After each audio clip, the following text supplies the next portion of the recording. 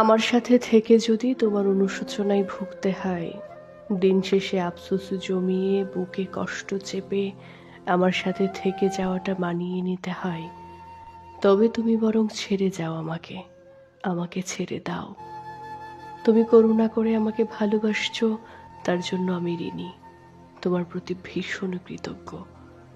কিন্তু কিছু সম্পর্ক থাকে যেখানে ভালোবাসা থাকে না, থাকে দায়বদ্ধতা, করুণা কিংবা অভ্যেসের ভার। বাইরে থেকে দেখলে মনে হয় সব ঠিক আছে, দুজন মানুষ পাশাপাশি হাঁটছে, কথা বলছে, সময় কাটাচ্ছে, কিন্তু ভেতরে ভেতরে জমতে থাকে এক অদৃশ্য ক্লান্তি, যেখানে একজন ভালোবাসতে চায় আর একজন ভালোবাসার ভান ধরে রাখতে রাখতে নিঃশ্বাস ফুরিয়ে ফেলে। যে ভালোবাসায় অনুশোচনা থাকে, সে ভালোবাসা কখনো শান্তি দিতে পারে না, শান্তি দেয় না। সেখানে প্রতিটা মুহূর্তে একটা চাপা প্রশ্ন লুকিয়ে থাকে, আমি ঠিক করছি, আমি ঠিক আছি। এই প্রশ্নগুলো বারবার মনকে করে।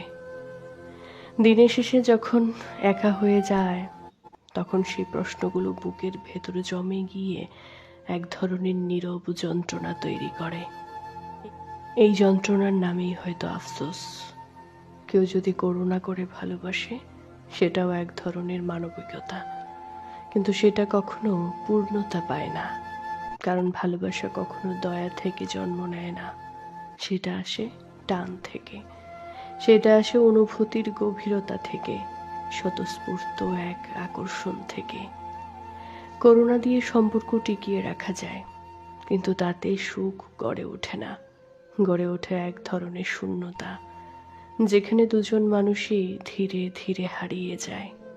মানুষটা ভালোবাসা পায় না, সে নিজেকে ছোট করতে করতে একসময় বিশ্বাস করতেই শুরু করে সে হয়তো যথেষ্ট না। আর যে মানুষটা করুণা করে ভালোবাসে, সে নিজের অজান্তেই অপরাধ বোধে ভুগতে থাকে। ফলে সম্পর্কটা আর আশ্রয় থাকে না, হয়ে ওঠে এক ধরনের বোঝা, যেখানে থাকা মানে কষ্ট আর চলে যাওয়া মানেই ভয়। কিন্তু সত্যিটা হলো, সব সম্পর্ক ধরে রাখার জন্য নয়, কিছু সম্পর্ক ছেড়ে দেওয়ার জন্য আসে, যাতে দুজনেই মানুষ মুক্ত হতে পারে। যে ভালোবাসায় নিজের সত্তা হারিয়ে যায়, সেই সম্পর্ক থেকে নিজেকে বোঝা মনে হয়। সেই সম্পর্ক থেকে সরে আসাটাই সাহসের কাজ, মুক্তির কাজ। তাই যদি আমার পাশে থাকাটা তোমার জন্য কষ্ট হয়ে যায়, যদি আমার উপস্থিতি তোমার শান্তি কেড়ে নেয়, তবে আমাকে ছেড়ে দেওয়াটাই তোমার জন্য মুক্তি, আমার জন্য মুক্তি।